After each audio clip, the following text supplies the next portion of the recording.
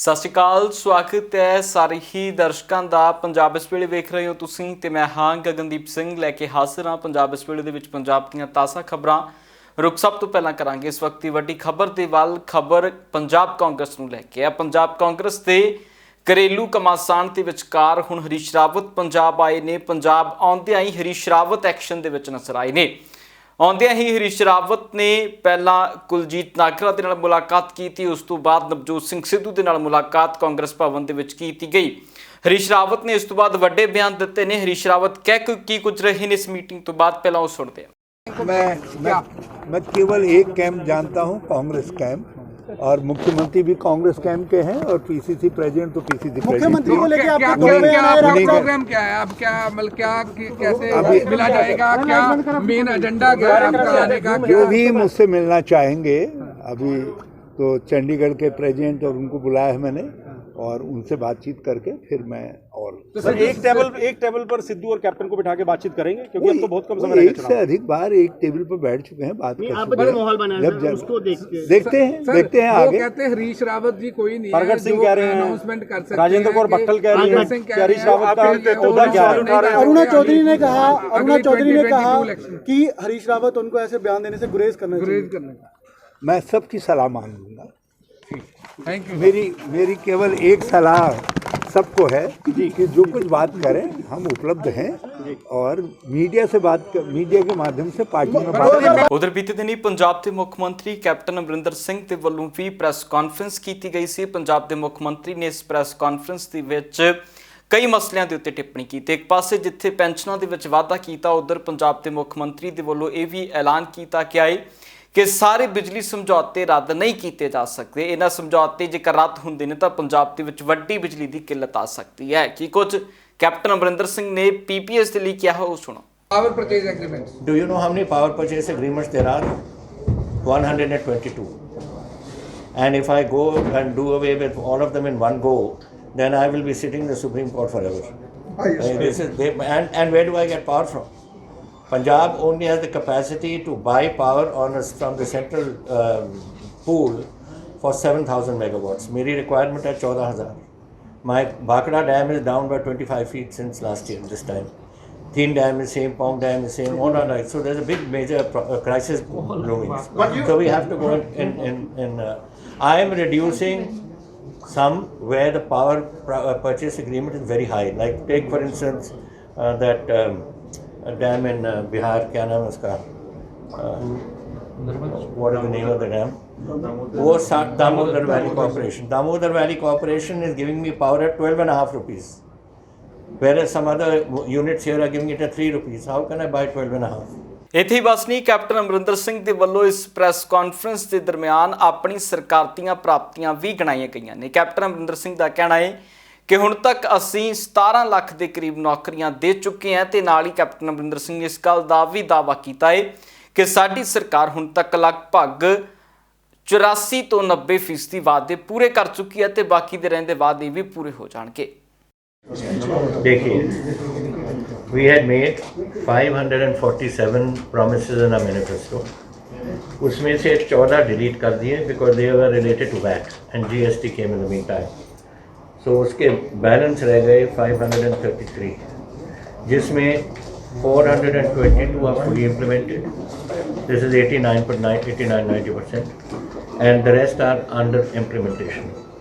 52 are nearing implementation, and 59 are work is going on them.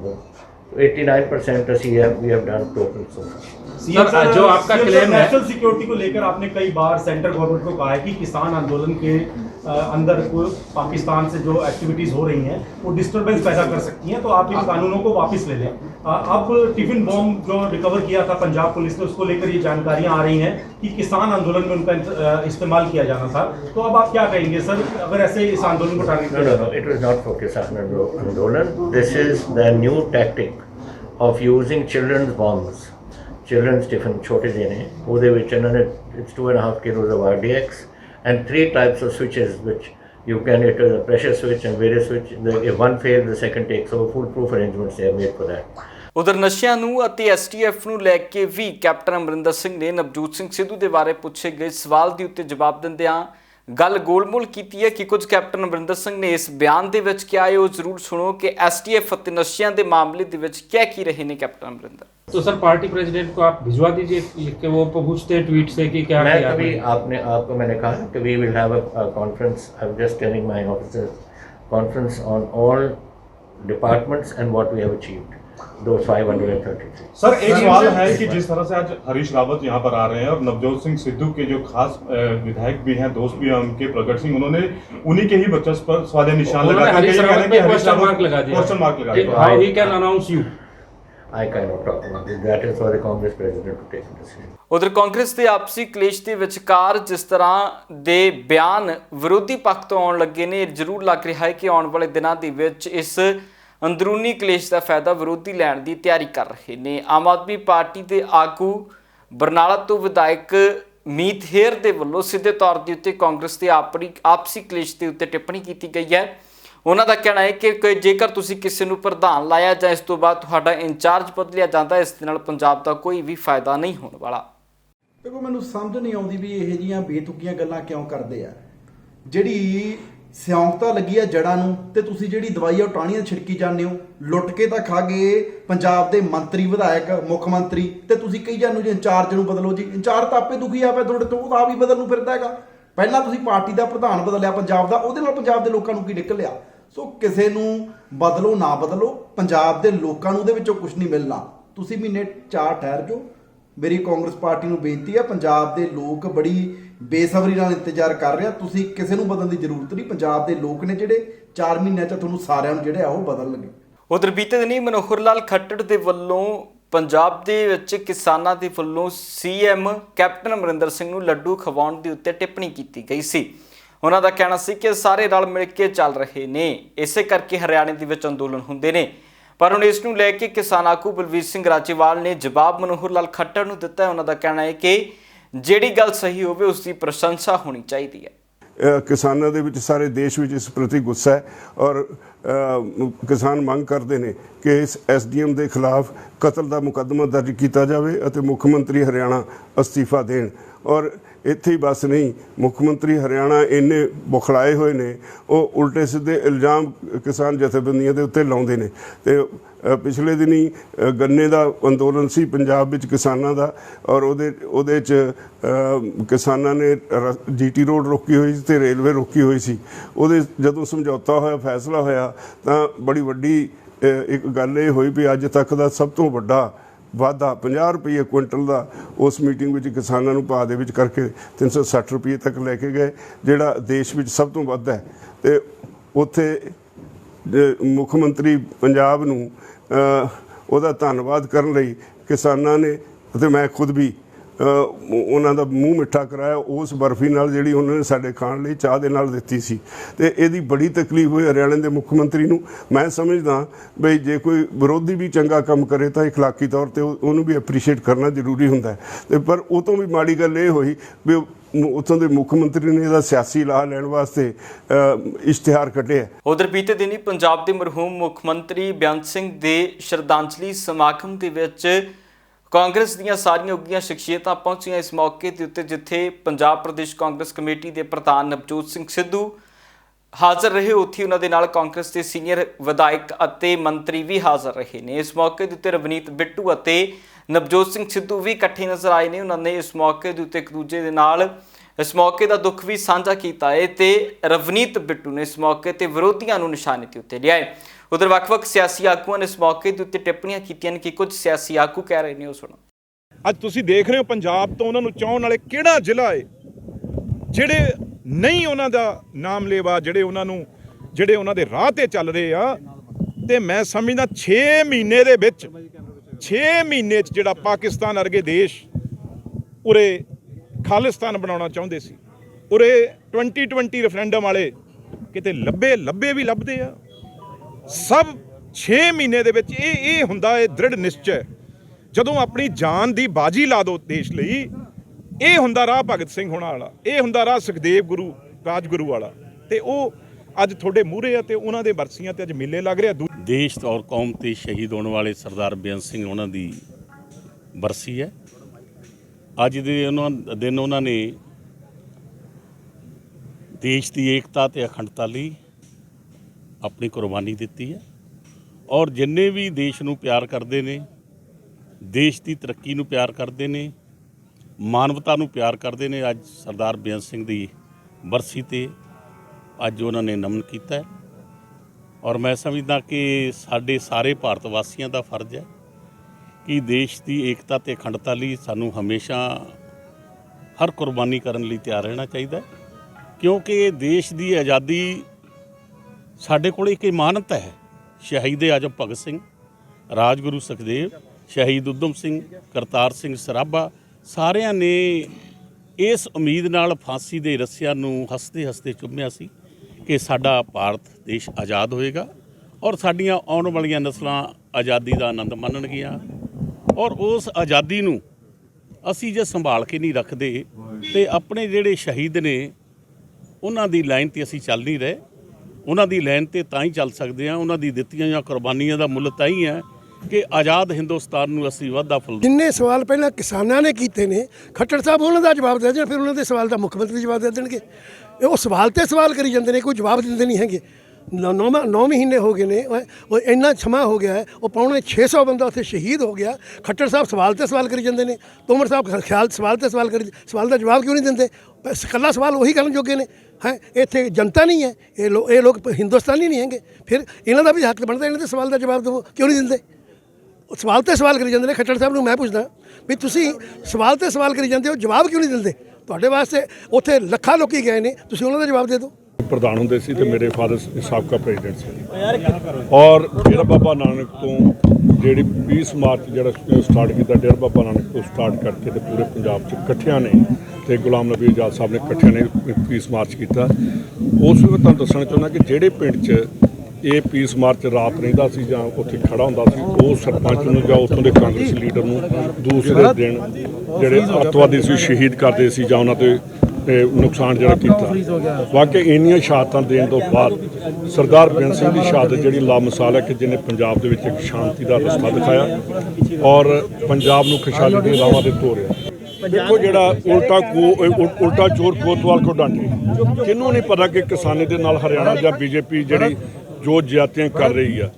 ਔਰ ਮੈਂ ਇੱਕ ਚੀਜ਼ ਉਹਨਾਂ ਨੂੰ ਦੱਸਣੀ ਚਾਹੁੰਦਾ ਕਿ ਜਿਹੜੀ ਉੱਥੇ ਉਹਨਾਂ ਦਾ ਬਾਈਕਾਟ ਜਾਂ ਮਹਾਂ ਪੰਚਾਇਤਾਂ ਹੋ ਰਹੀਆਂ ਨੇ, ਮਹਾਂ ਖੱਪ ਹੋ ਰਹੀਆਂ ਨੇ ਜਿਹੜੀਆਂ ਨੇ, ਉਹਦੇ ਵਿੱਚ ਉਹਦੇ ਹਰਿਆਣੇ ਦੇ ਲੋਕ ਜਿਹੜੇ ਨੇ ਉਹ ਇਕੱਠੇ ਹੋ ਰਹੇ ਨੇ, ਨਾ ਕਿ ਪੰਜਾਬ ਦੇ।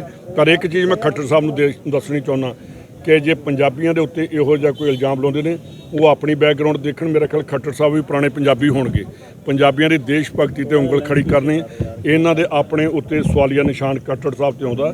ਪੰਜਾਬੀਆਂ ਦੀ ਉਹਨਾਂ ਨੂੰ ਪਹਿਲਾਂ ਹਿਸਟਰੀ ਪੜ੍ਹਨੀ ਚਾਹੀਦੀ ਹੈ, ਪੰਜਾਬ ਦੀ ਹਿਸਟਰੀ ਪੜ੍ਹਨੀ ਚਾਹੀਦੀ ਹੈ ਤੇ ਕਿੰਨੀ ਦੇਣ ਆ ਪੰਜਾਬ ਦੇ ਲੋਕਾਂ ਦੀ ਜਿਨ੍ਹਾਂ ਨੇ ਆਜ਼ਾਦੀ ਦੇ ਵਿੱਚ ਆਪਣੀ ਉਹ ਦਿੱਤੀ ਹੈ। ਤੇ ਉਧਰ ਬੀਤੇ ਦਿਨੀ ਕਿਸਾਨਾਂ ਦੇ ਹੱਕ ਦੇ ਵਿੱਚ ਆਵਾਜ਼ ਬੁਲੰਦ ਕਰਨ ਦੇ ਲਈ ਚੰਡੀਗੜ੍ਹ ਪਹੁੰਚੀਆਂ ਆਪ ਦੀਆਂ ਮਹਿਲਾ ਵਰਕਰਾਂ ਦੇ ਉੱਤੇ ਜਿਸ ਤਰ੍ਹਾਂ ਪੁਲਿਸ ਦਾ ਰਵੱਈਆ ਰਿਹਾ ਹੈ, ਜਿਸ ਤਰ੍ਹਾਂ ਮਹਿਲਾਵਾਂ ਦੇ ਨਾਲ ਪੁਲਿਸ ਦੇ ਮੁਲਾਜ਼ਮ ਭਿੜੇ ਨੇ, ਇਸ ਮੌਕੇ ਦੇ ਉੱਤੇ ਆਮ ਆਦਮੀ ਪਾਰਟੀ ਦੀਆਂ ਮਹਿਲਾ ਵਰਕਰਾਂ ਹੁਣ ਜਾ ਕੇ ਪੰਜਾਬ ਦੇ ਮਹਿਲਾ ਕਮਿਸ਼ਨਰ ਮਨੀਸ਼ਾ ਗੁਲਾਟੀ ਨੂੰ ਮਿਲੀਆਂ ਨੇ। ਉਹਨਾਂ ਦਾ ਕਹਿਣਾ ਹੈ ਕਿ ਉਹਨਾਂ ਨੇ ਉਹਨਾਂ ਨੂੰ ਅਪੀਲ ਕੀਤੀ ਹੈ ਕਿ ਅਜਿਹੇ ਪੁਲਿਸ ਮੁਲਾਜ਼ਮਾਂ ਦੇ ਖਿਲਾਫ ਕਾਰਵਾਈ ਹੋਣੀ ਚਾਹੀਦੀ ਹੈ। ਸਾਡਾ ਵਿਮਨ ਵਿੰਗ ਦਾ ਪ੍ਰੋਟੈਸਟ ਆ, ਜਦੋਂ ਪਤਾ ਸੀਗਾ ਕਿ ਵਿਮਨ ਵਿੰਗ ਦਾ ਪ੍ਰੋਟੈਸਟ ਆ, ਤੇ ਉੱਥੇ ਜਿਹੜਾ ਮਹਿਲਾ ਪੁਲਿਸ ਕਰਮਚਾਰੀ ਵੀ ਸਾਡੇ ਵਿਮਨ ਹੋਣੀਆਂ ਚਾਹੀਦੀਆਂ ਸੀ। ਉਹਨਾਂ ਦੀ ਤਾਂ ਫੀਮੇਲ ਦੀ ਤਾਂ ਗਿਣਤੀ ਕੋਈ 5-6 ਸੀਗੀ, ਉੱਥੇ ਸਾਰੇ ਮੇਲ ਜਿਹੜੇ ਸੀਗੇ ਉਹ ਸਾਡੇ ਮੁਲਾਜ਼ਮ ਸੀਗੇ। ਉਹਨਾਂ ਨੇ ਸਾਡੀਆਂ ਜਿਹੜੀਆਂ ਮੇਰੀਆਂ ਭੈਣਾਂ ਆਈਆਂ ਸੀ ਉਹਨਾਂ ਦੇ ਨਾਲ ਬਹੁਤ ਬਦਸਲੂਕੀ ਕੀਤੀ ਆ, ਉਹਨਾਂ ਤੇ ਵੀ ਕਾਰਵਾਈ ਬਣਦੀ ਕਰਨੀ। ਤੇ ਅਸੀਂ ਮੈਡਮ ਮਨੀਸ਼ਾ ਜੀ ਨੂੰ ਅੱਜ ਦੇ ਕੇ ਆਏ ਆ। ਅੱਜ ਮੇਰੀ ਵੀ ਹਾਲਾਤ ਕੋਈ ਆਉਣ ਵਾਲੀ ਨਹੀਂ ਸੀਗੀ, ਪਰ ਬੜੀ ਮੁਸ਼ਕਲ ਦੇ ਨਾਲ ਅੱਜ ਇੱਥੇ ਮੈਂ ਪਹੁੰਚੀ ਆ ਵੀ ਜੋ ਉਹਨਾਂ ਨੇ ਲੋਕਤੰਤਰ ਦਾ ਘਾਣ ਕੀਤਾ ਆ, ਇਹ ਬਹੁਤ ਕਰੜੇ ਸ਼ਬਦਾਂ ਦੇ ਵਿੱਚ ਇਹਨਾਂ ਦੀ ਨਿੰਦਾ ਕਰਦੀ ਆ ਮੈਂ ਕਿ ਅੱਜ ਮਨੀਸ਼ਾ ਜੀ ਮੈਡਮ ਦੇ ਮੈਨੂੰ ਲੱਗਦਾ ਹੈ ਕਿ ਉਹ ਜਿਹੜੀ ਅੱਜ ਸਾਡੀ ਅਸੀਂ ਮੰਗ ਪੱਤਰ ਦਿੱਤਾ ਆ, ਉਹ ਉਸ ਮੰਗ ਪੱਤਰ ਤੇ ਆਪਣੀ ਕਾਰਵਾਈ ਕਰਨਗੇ ਤੇ ਦੋਸ਼ੀਆਂ ਤੇ ਕਾਰਵਾਈ ਕਰਨਗੇ। ਤੇ ਰੁਕ ਕਰਦੇ ਹਾਂ ਕੁਝ ਖਾਸ ਅਤੇ ਸਿਆਸੀ ਬਿਆਨਾਂ ਦੇ ਵੱਲ। ਕੇਂਦਰ ਦੇ ਵਿੱਚ ਕਾਂਗਰਸ ਦੇ ਕੁਝ ਸੀਨੀਅਰ ਆਗੂਆਂ ਦੀ ਹਰਿਆਣਾ ਦੀ ਮੁਲਾਕਾਤ ਹੋਈ ਆ, ਉਸ ਨੂੰ ਲੈ ਕੇ ਭਾਜਪਾ ਤੇ ਕਾਂਗਰਸ ਦੇ ਆਗੂਆਂ ਦਾ ਕੀ ਕੁਝ ਕਹਿਣਾ, ਉਹ ਵੀ ਜਾਂਦੇ ਜਾਂਦੇ ਸੁਣਾ ਦਿੰਦੇ ਆ। नहीं, हमने तो यहाँ देखिए, हमने वहाँ तो वो सरकार तो हम दरवाज़ा खटखटा रहे हैं, वो तो उसका संज्ञान अगर लेती तो ये शायद नौबत नहीं आती। तो हमने तो जो एक लोकतंत्र में जो एक मानव अधिकार हनन का जो एक दरवाज़ा है, जो एक मंदिर है, हम उसमें पहुँचे हैं, अपनी गुहार ली है और हम बड़े आश्वस्त हैं कि सम्मानित जो लॉर्डशिप है, सम्मानित जो न्याय मूर्ति हैं, वो उसमें हमें न्याय और उन किसानों को हमसे भी ज़्यादा इस देश के लोकतंत्र का संज्ञान लेते हुए इन किसानों को न्याय दिलवाएंगे। बंसल जी ने बताई, हम इनकी लीडरशिप में हम सभी लोग हरियाणा के सीनियर नेता लोग ह्यूमन राइट्स कमीशन में हम मिले अभी, और जस्टिस MM कुमार थे और राजीव जैन जी थे, सेक्रेटरी जनरल थे। उनसे हमने सारी बात उनके सामने रखी है, और जिस तरह से जो एक अधिकार होता है, मूल अधिकार है, हमारे कॉन्स्टिट्यूशन ने हमें दिया है, उसका हनन हुआ है। एक और किसान बहुत ही शांति से, ना केवल इस बार लेकिन शुरू से ही 9 महीने से प्रदर्शन कर रहे हैं, लेकिन सरकार उनके भी मानवाधिकार का हनन कर रही है, उनसे बातचीत नहीं कर रही, उन्हें सड़क पर छोड़ रखा है। बल्कि दिल्ली के पास भी आपने देखा किस तरह से कीलें ठोकी गई। तो किसानों से भी बातचीत नहीं। अब एक लोकतंत्र में हमने इनसे गुहार की है कि लोकतंत्र में ये एक अधिकार है कि वो अपनी बात को रखें। बात रख रहे थे, काले झंडे दिखाना कोई अपराध नहीं है, और शांतिपूर्वक वो दिखा रहे थे, पहले भी दिखाया।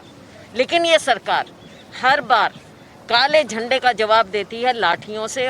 उन्होंने हमारी बात को बहुत, जैसा कि बंसल जी ने कहा, बहुत ही ध्यान से सुना, और उन्होंने कहा कि ठीक है, हम इस बात को, आपने जो बात रखी है, हम इसको पूरे ध्यान से देखेंगे और हम इसे टेकअप करेंगे। 9 महीने जब होने को हो गए हैं इस आंदोलन को, उनसे बैठ के बात करो, उनकी समस्या सुनो और उसका समाधान निकालो।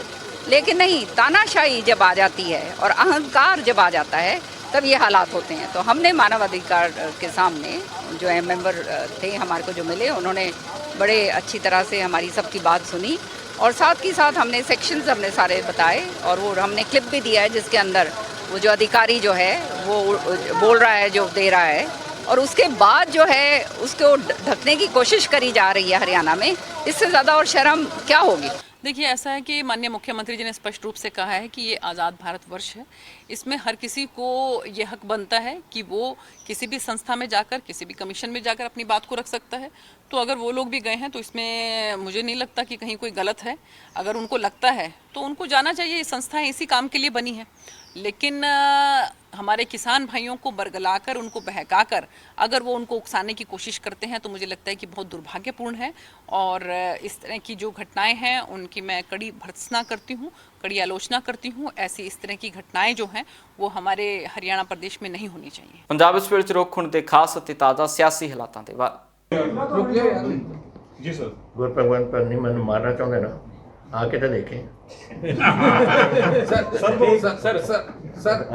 सर एक टाइम्स उन्हें कहता कि जैसे बेअंत सिंह नूं अज 31 है ना इसी तरीके नाल मैं Sir, Times now is running a campaign saying that the government is paying the income tax of the all the MLAs. Are you going to revive it? Because we have talked to a lot of MLAs. They say that we are ready to pay from our own pocket. Because one side of Punjab is already under debt. That we will have to, we haven't discussed it as a party. We will discuss it.